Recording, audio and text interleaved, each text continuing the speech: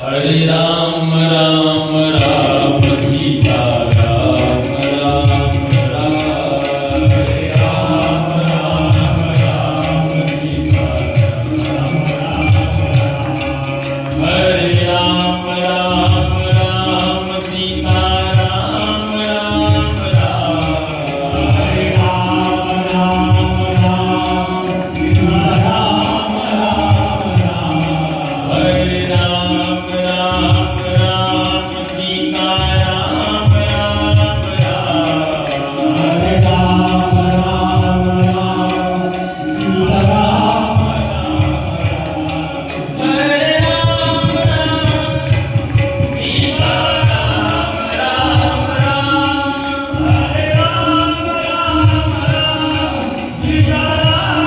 सीता राम राम राम हरे राम राम राम सीता राम राम राम हरे राम राम राम सीता राम राम राजा राम राम राम सीता राम राम राम हरे राम राम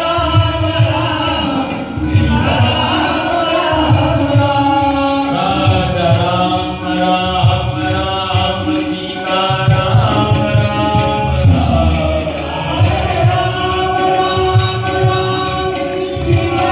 राम राम राम सीता राम राम हरे राम राम राम सीता राम राम राम हरे राम राम राम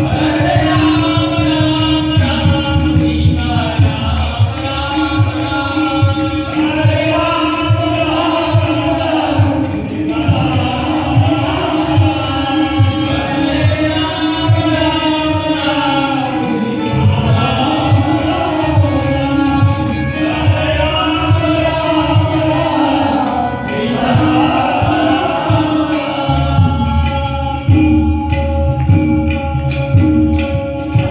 हिरण्याक्षाचा वध झाला, भावाला राग आला. हिरण्यकशिपूने दिव्य तपस्या केली, जंगलामध्ये जाऊन, हिमालयामध्ये जाऊन. त्यावेळेस त्याची पत्नी कयाधू गर्भवती होती. इंद्राने कयाधूचं अपहरण केलं आणि घेऊन जाऊ लागला. त्याला वाटलं हिच्या गर्भामध्ये तिला गर्भ आहे आणि तो राक्षसाचा गर्भ आहे, त्या गर्भाला मी नष्ट करून टाकला. नारदीची भेट झाली. नारदीने सांगितलं, "अरे काय करायला लागलास तू? स्त्रियांचं अपहरण करायला लागलास, स्त्रीला नष्ट करू पाहायला लागलास?" इंद्राने हात जोडले, "महाराज, राक्षसाचा गर्भ आहे, हिरण्यकशिपूचा गर्भ आहे हा, आणि हा सुद्धा आम्हाला त्रास देईल, याला संपवून टाकणार." नारदाने खडून सांगितलं, समजून सांगितलं, "खबरदार, तुझ्या स्त्रीवर तू आघात केलास."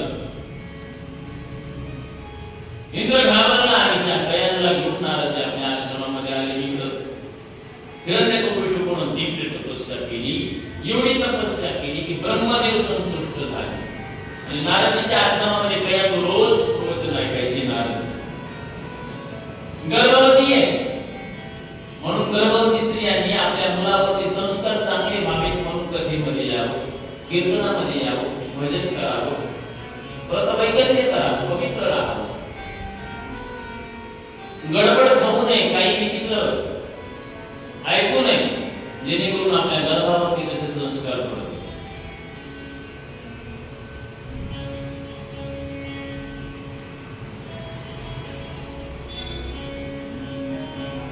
रोज प्रवचन ऐकायची कयाधू. बालकावरती परिणाम होऊ लागले. ब्रह्मदेव हिरण्यकशिपूवरती तसंच म्हणाले, "माता देवी दुर्लभा पुंसाम." एवढं तप केलंय, असं तप कोणी करू शकणार नाही. काय पाहिजे? हिरण्यकशिपूने सांगितलं, "मला आवडलं ना." ब्रह्माने सांगितलं, "मी सुद्धा आवडत नाही बरं, मला सुद्धा मरावं लागतं, तुला सोडून देऊ मी." मग काय पाहिजे? त्यांनी तर घडत लावली, लिस्ट तयार केली होती त्या हिरण्यकशिपूने. "मी आत मरू ना, बाहेर मरू, वरती मरू ना, खाली मरू, रात्री मरू ना, दिवसा मरू, जनानं मरू ना, मानवानं मरू, सृष्टीमधल्या कोणत्याच माणसाकडून मी न मरू, 12 महिन्यामध्ये मी कधी न मरू, अस्त्रानं मरू ना, शस्त्रानं मरू." एवढे वर मागितले. ब्रह्मदेव प्रसन्न झाले होते, संतुष्ट आशीर्वाद दिला. आणि हा आपल्या नगरीमध्ये आलेला ब्रह्माजीकडून आशीर्वाद घेऊन आणि त्यामध्ये नारदीनं कयाधूला राज्यामध्ये सोपवलं. कयाधूला मुलगा झाला. पहिले 3 मुलं होती. रुद्रात अनुरात सर्गात आणि चौथ्याचं नाव ठेवलं प्रल्हाद.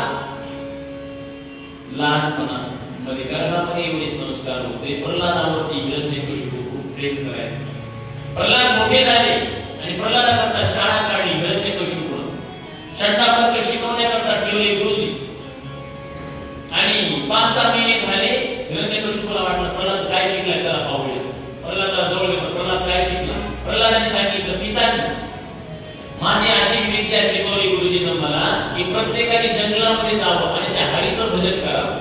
हरी म्हटल्याबरोबर हिरण्यकशिपूला एवढा राग आला. आपल्या वैराचं नाव घ्यायला मांडीवरून उचललं आणि त्याने आदळलं प्रल्हाद. आणि अगोदर गुरुजीची खबर घेतली षड्डापर्काची. काय रे काय शिकवायला लागला तुम्ही? हात जोडली षड्डापर्काने. महाराज तुम्ही जे सांगितलं तेच मी शिकवायला लागलो. माझ्या मनाने काही शिकवत नाही. पुन्हा दुसऱ्यांदा 6 महिन्यानंतर हिरण्यकशिपू आला. प्रल्हादाला जवळ घेतलं. काय शिकलात? प्रल्हादाने सांगितलं 9 गोष्टी शिकलो मी. आणि यावेळेस प्रल्हादाने 9दा भक्तीचं वर्णन केलं. श्रवणम कीर्तनम विष्णु स्मरणम पादसेवनम. पिताजी त्या परमात्म्याचं श्रवण करायला पाहिजे, कथेचं कीर्तन करायला पाहिजे. आता मात्र हिरण्यकशिपू आग बोलला झाला. रागवला तो. गुरुजीची खबर घेतली. गुरुजीला सांगितलं काय चाललंय?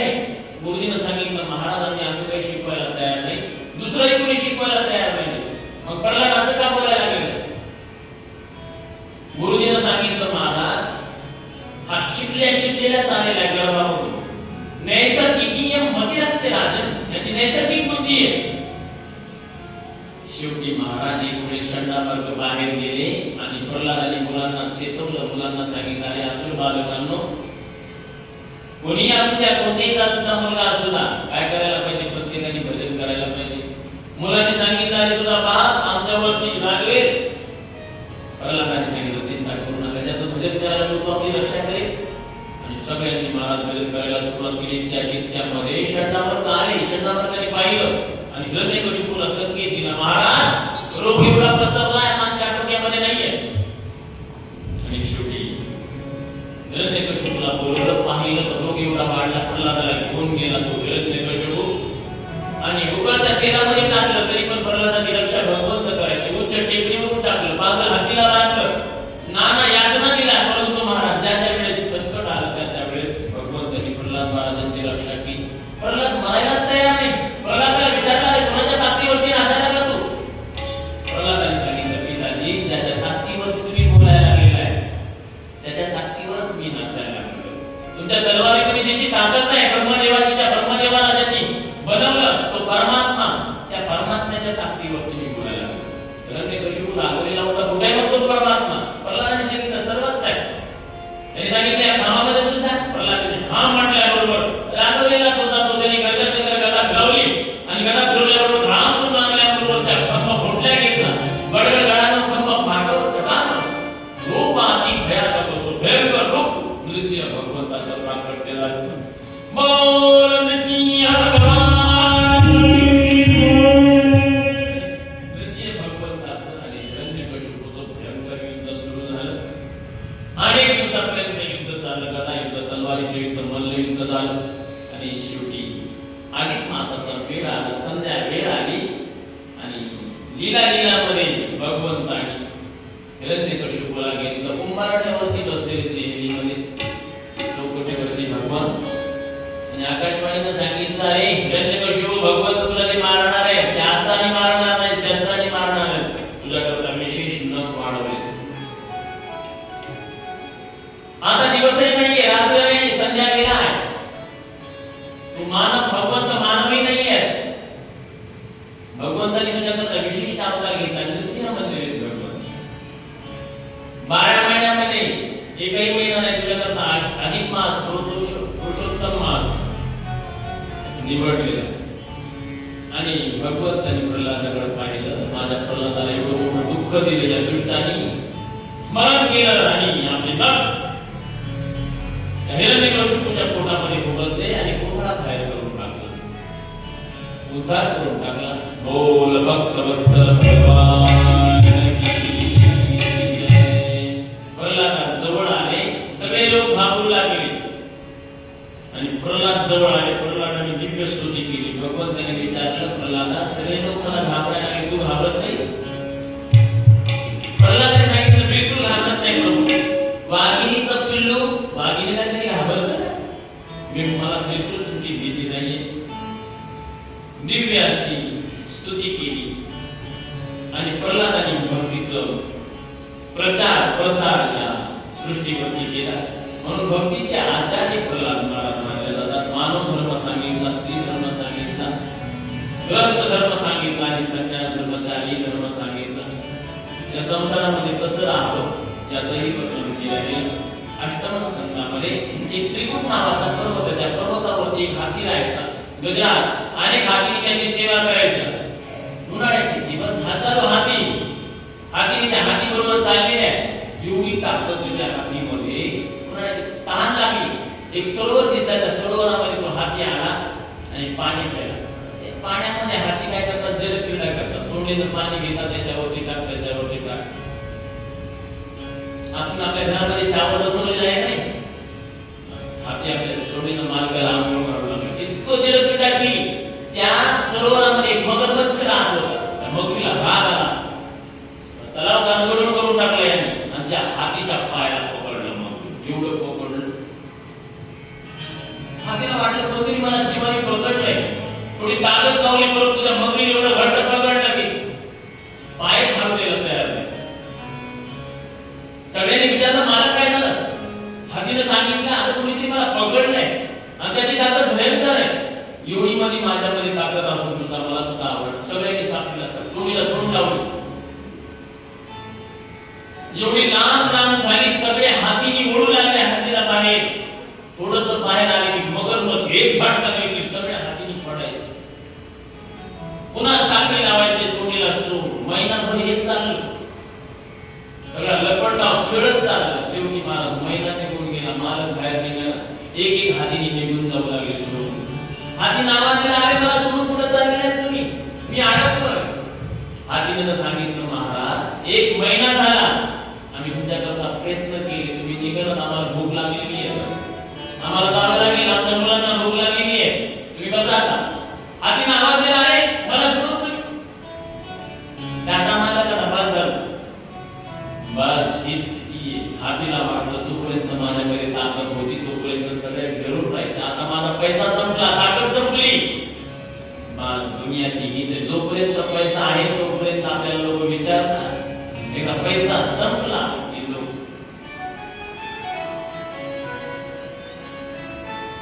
प्रीतम जान लियो मन माही, आपने सुख सो जग बंधु, कोऊ काहू सोनाई. वास्तविकता आपल्यावरती कुणीच प्रेम करत नाही. तर त्या शरीराला एखादा रोग झाला तर सगळे लोक आपल्याला दूर करतात. आपण कोरोनासारखा भयंकर काळ पाहिला. लोक लांबून रोटी टाकायचे, लांबून काढले. वास्तविकता या शरीरावरती प्रेम करत नाही कोणी. आपल्या स्वार्थाकरता सगळे लोक प्रेम करायला लागले. वैराग्य झालं त्या हातीला. नाकातोंडामध्ये पाणी जाऊ लागलं. एक जवळचा तुम्हाला खुश होऊ चाललं, जो या सृष्टीचा नियंता आहे, बनवणार आहे, त्यांनी यावरून हाती सोडवून करावी. भगवंताच्या कानावरती हातीचे शब्द पडले. भगवंत आले आणि चक्राच्या माध्यमातून त्या नगराचा उद्धार केला आणि हातीला वरती काढलं. या माध्यमातून एक वेळेस इंद्र दरबारामध्ये इंद्र नाचताना पाहू लागले त्या उर्वशी अप्सराचं. दुर्वासा ऋषी आले. दुर्वासा ऋषी आल्यानंतर इंद्राने हात जोडले आणि स्वागत केलं दुर्वासा ऋषी. दुर्वासा ऋषीने आपल्या गळ्यामध्ये माळ काढली आणि इंद्राच्या गळ्यामध्ये टाकली. इंद्राने आपल्या गळ्यामध्ये माळ काढली, हातीच्या गळ्यामध्ये टाकली. हातीने माळ काढली, आपल्या पायाखाली टाकली. ऋषीने दिलेलं माळ पुष्प हातीने अपमान करून टाकला आणि निघून पाहिलं दुर्वासा ऋषी. त्याने तुरोधी ऋषी राग त्यांना भयंकर इंद्राला श्राप देऊन टाकला. इंद्रा, मी दिलेली माळ तुझ्या हातीने नष्ट करून टाकली. माझा श्राप आहे, तुझी लक्ष्मी नष्ट होऊ नये. हे फुलं जे असतात ना आपण देवाला घालतो, तुळशी मंदिरी कधी कधी आपल्या पायाखाली येते, फुल आपल्या पायाखाली सांगितलं, कधी कधी प्रसाद पडतो, आपल्याकडून सुद्धा आनंद होतो का नाही? वाचायला पाहिजे या गोष्टीपासून. प्रसाद वाटताना थोडं लक्ष दिलं पाहिजे, तर सगळ्या सगळीवरती प्रसादच शिकून जातो. आपल्याकडून त्याच्यावरती माया दृष्ट होतात देवता लोक आपल्यावर. आणि बळीला समजल्या गेलं.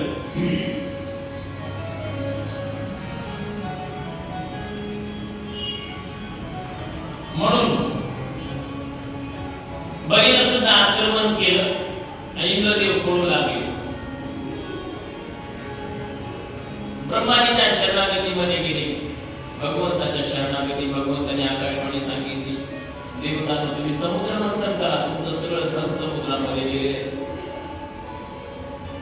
दैत्य लोकांना साथीला द्या आणि समुद्र मंथन करा. इंद्रदेव बळीकडे गेले, बळीला सांगितलं, मी तुला ते समुद्रामधून मिळेल, ते तुला हारून देईल. वासुकी नागाला सांगितलं, तुला सुद्धा अमृतामध्ये भाग देईल. मलयाचल नावाचा, मंदराच्या नावाचा पर्वत घेतला, समुद्रामध्ये ठेवला आणि तोंडाकडून दैत्य, शेपटीकडून देवता आणि मंथन सुरू झालेलं आहे. मंथ काम घेऊन कालकूट नावाचं विष निघालं, भोलेनाथाने भाषण करून टाकलं आणि विषाने गळ्यावरती परिणाम केला. कंठ निळा पडला, नाव पडल्या गेलं भोलेनाथाचं नीलकंठ. बोल नीलकंठ भगवान की कामधेनु नाम गाय निघाली, ऋषीनं घेतली. उच्चेश्रवा घोडा बलीनं घेतला. ऐरावत हाती इंद्राने, कौस्तुभ मुनी भगवंताने घेतला. कल्पवृक्ष स्वर्गामध्ये, अप्सरा स्वर्गामध्ये. चंद्रमा भोलेनाथाच्या डोक्यावरती सुशोभित लक्ष्मी आणि शेवटी लक्ष्मीनं भगवंताच्या गळ्यामध्ये हार घातला. आणि यावेळेस वारुणी नावाची मदिरा निघाली, दैत्यांनी घेतली आणि शेवटी धन्वंतरी भगवंत अमृताचा कलश घेऊन निघाले. दैत्यांनी हिसकावून घेतला. मोहिनी भगवंतानी आपल्या रूपाच्या माध्यमातून सगळ्याला मोहित केलं आणि देवतांना अमृत पाजलं. दैत्याला कळालं, ईश्वरभनु नावाचा दैत्य त्याला कळालं, हा विष्णू आहे, छली आहे. त्यांनी देवताचं रूप धारण केलं आणि इंद्राने चंद्राच्या मधोमध जाऊन बसला. भगवंतानी देव समजून त्याला सुद्धा अमृत दिलं. परंतु इंद्राने चंद्राने संकेत दिला, प्रभू हा दैत्य आहे, देव नाहीये. भगवंताने आपल्या चक्राच्या माध्यमातून त्याचं मुंड घराच्या वेगळं केलं आणि राहू आणि केतूच्या माध्यमातून आज सुद्धा तो काय करायला लागला, चंद्राला आणि सूर्याला ग्रसित करायला लागला. ज्याला आपण म्हणतो चंद्रग्रहण आणि सूर्यग्रहण. देवतांनी अनुभव केलं होतं म्हणून दैत्यांना हरवून टाकलं. यावेळी बलीनं काय केलं, नर्मदेच्या किनाऱ्यावरती जाऊन यज्ञ करायला सुरुवात केली. एक एक यज्ञ होऊ लागला. तिकडे आदिती माता चिंता युक्त झालेली आहे. आदिती मातेने कशी शिरशीला प्रणाम केला, महाराज माझे मुलं भटकत राहायला लागले, काय करावं, सगळी संपत्ती बलीकडे गेलेली आहे. आणि इतक्यामध्ये कश्यप ऋषीनं काय केलं, आदिती ऋषीला, आदिती मातेला एक व्रत सांगितलं, ज्याचं नाव आहे प्रयोगव्रत. 12 दिवसापर्यंत करायचं हे, केवळ दुधावरती राहायचं, पण याचे नियम खूप कठीण आहेत. पवित्र अवस्थेमध्ये राहायचं, थोडं सुद्धा अपवित्र जमत नाही. आणि आदिती मातेनं केलं. कालांतराने आदिती मातेला गर्भ राहिला आणि हळूहळू भाद्रपद महिना आला, शुक्ल पक्ष आला. अभिजित मुहूर्तामध्ये द्वादशीला दिवसाच्या 12 वाजता आदिती मातेच्या उदरामधून वामन भगवंताचं प्राकट्य झालं. बोल वामन भगवान की जय. वामन भगवंताच्या स्वागताकरता अनेक देवता लोक आले. कश्यपजीनं मेघळा घातलेली, बृहस्पतीनं जनेऊ घातलं, पृथ्वीनं कृष्ण प्रीतांजन केलं, चंद्रमाने दंड दिला, आदितीनं कोटीन घातली, आकाशाने छत्र दिलं, ब्रह्माजीनं कमंडलू दिलं, सप्तर्षीनं कुशादिनी, सरस्वतीनं रुद्राक्ष माला गळ्यामध्ये परिधान केली, कुबेराने भिक्षा पात्र दिलं आणि पार्वतीनं भिक्षा घातलेली त्याच्यामध्ये.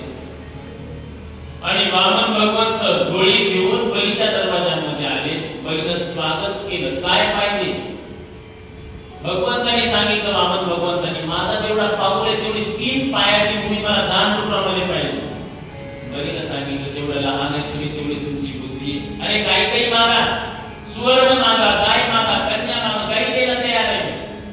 परंतु ब्राह्मणाने सांगितलं, वामन भगवंतांनी सांगितलं, मी संतुष्ट आहे, मला जेवढं पाहिजे तेवढंच द्या.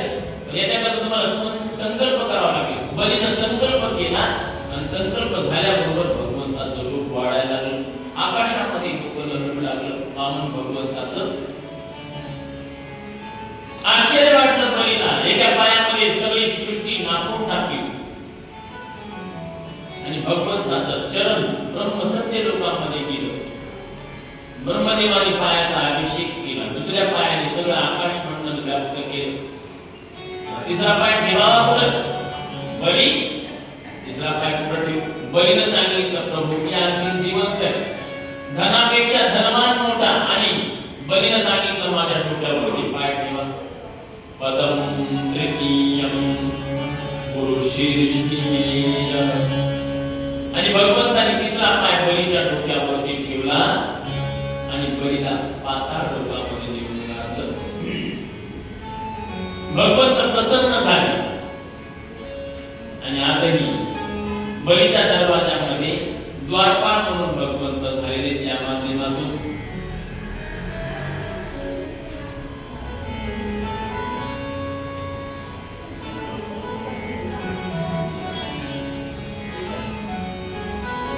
शेवटी मत्स्य अवताराची कथा सांगितली गेली.